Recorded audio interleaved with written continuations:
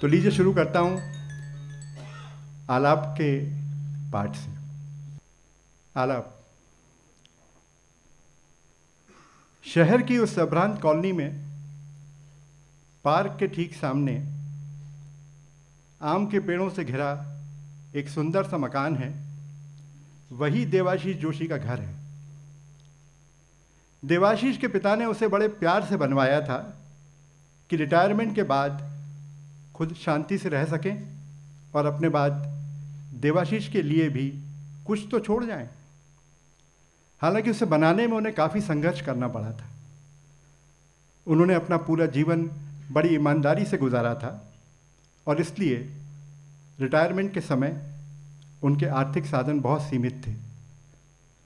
बेटियों की शादियों और बच्चों की पढ़ाई लिखाई ने उन्हें और सीमित कर दिया था, लेकिन पूरे स्वाभिमान के साथ उन्होंने अपना संघर्ष किया। जिस दिन घर बनकर तैयार हुआ, उन्होंने उसमें आम के पौधे लगाए जो अब घने पेड़ों की छां बन चुके थे।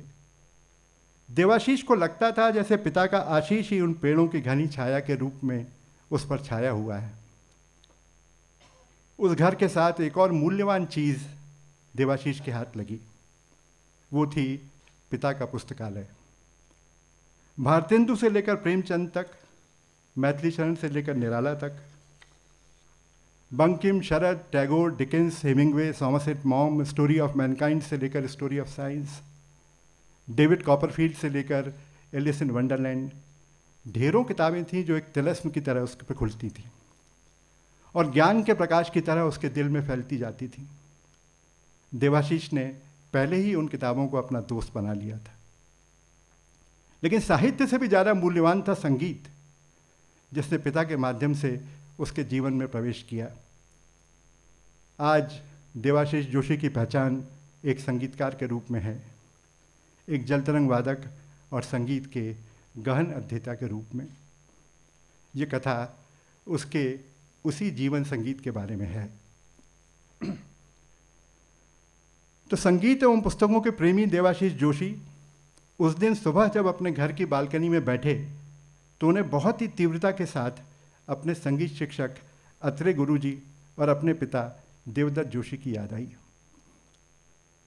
पिता के द्वारा लगाए गए आम के पेड़ की डालियां पींगे मारते हुए उनकी बालकनी में प्रवेश कर गई थीं। देवाशीष ने धीरे से हवा में थरथराते आम के पत्तों को छुआ, जैसे पिता से बात कर रहे हों। लगभग उसी समय देवाशीष की पत्नी स्मृति ने इलेक्ट्रॉनिक तानपुरे की स्वर लहरी प्रारंभ की।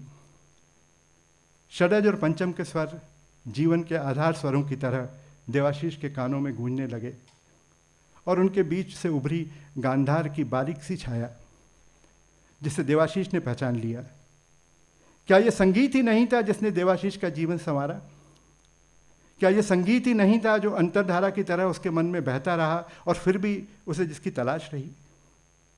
क्या यह संगीत ही नहीं था जिसने संघर्ष में उसे मजबूत बनाया और लड़ने की ताकत दी? ये जो कागज़ आज उसके हाथ में था, क्या इसके पीछे भी संगीत की ही शक्ति नहीं थी? देवाशीष धीरे से उठे और सामने रखी डेक पर उन्होंने अपना मनपसंद भजन लगाया।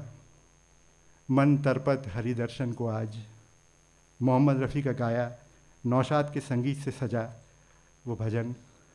कैसी गहनता, कैसी पीड़ा, कैसा अदरवर्ल्डली एहसास। गुरु बिन ज्ञान कहाँ से पाँव तक आते आते उनकी आंखों से आंसू झरने लगे। रागमाला की तरह अपने जीवन के चित्र उनके मानस पटल पर आने जाने लगे। वे पूरी तरह ध्यान में डूब गए। करीब 40 साल पहले की फरवरी माह की गुनगुनी ठंड वाली सुबह, देवाशीष यही कोई 10-11 साल का रहा होगा। उसने पिता के साथ अत्रे गुरुजी के गुरुकुल में प्रवेश किया। पहली ही नज़र में गुरुकुल उसे पसंद आ गया। शहर से करीब 5-6 किलोमीटर दूर, सड़क से कुछ भीतर, लगभग 2 एकड़ ज़मीन पर बना एक उपवन, जिसमें गुरुजी रहते भी थे और संगीत भी सिखाते थे। उपवन की बाउंड्री बोगनवेलिया के रंग बिरंगे फूलों से लदी हुई थी। एक कोने में गुरुजी का छोटा सा घर और दूसरे में षटकोणीय आधार पर बना संगीत कक्ष। एक तीसरे कोने में देशी विदेशी छात्रों के रहने के लिए हॉस्टल।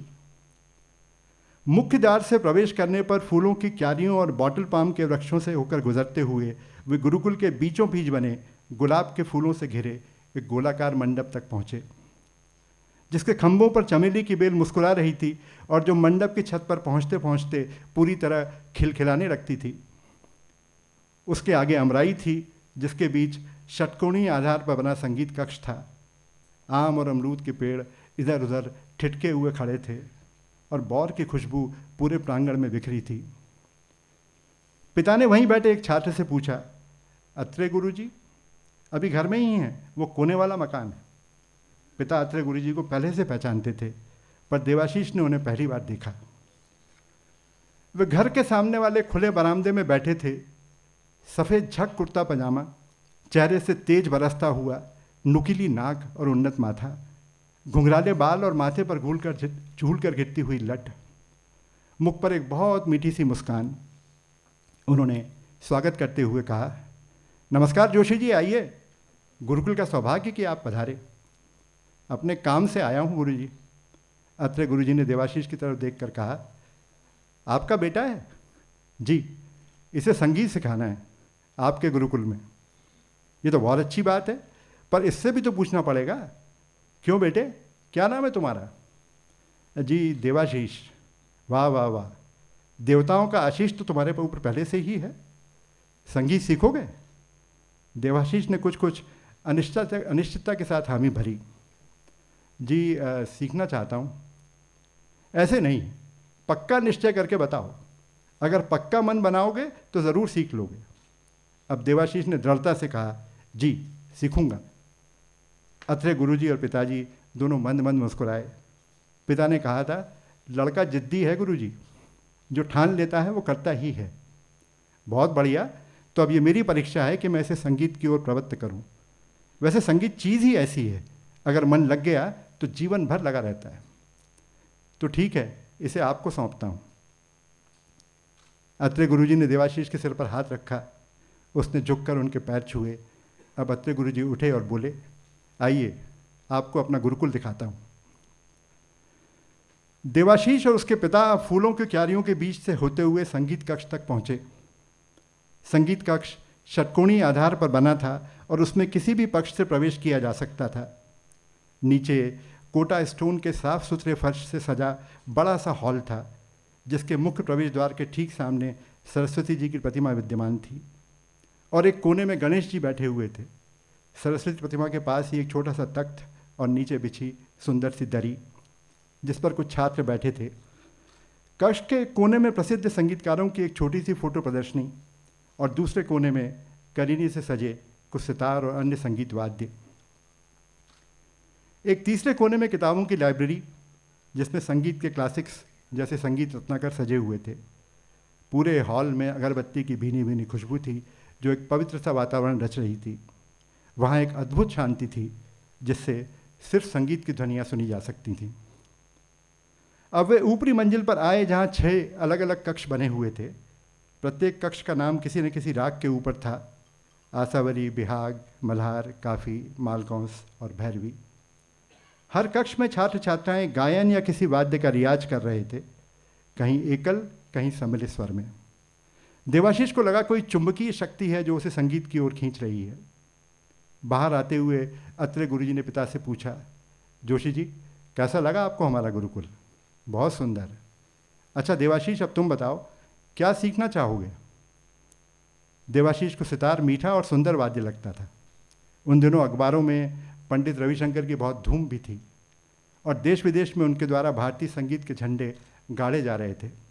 तो उसने कहा, सितार। अत्रे गुरुजी ने हंसते हुए कहा, सितार एक कठिन मगर अच्छा वाद्य है। तुम्हारा चयन ठीक है, पर पहले कुछ दिन तुम गाना सीखो। प्रत्येक वादक को थोड़ा बहुत गाना आना ही चाहिए। अच्छा, अब मैं एक स्वर लगाता हूँ, तुम उसे दोहरा कर दिखाओ। गुरुजी ने स्वर लगाया, सा। देवाशीष ने ध्यान से सुना और दोहराया, सा। गुरुजी खुश हुए। उन्होंने कहा, बढ़िया, तुम्हारा कान भी ठीक है और गला भी। तो कल से तुम्हारा संगीत शुरू। जी मुझे कब आना होगा? सुबह 6 बजे। जी हाँ, थोड़ी मेहनत करो, तुम्हें ब्राह्म मुहूर्त संगीत सीखने के लिए सबसे अच्छा समय है। जी, आ जाऊँगा। पिता ने अत्रे गुरु जी को धन्यवाद दिया था।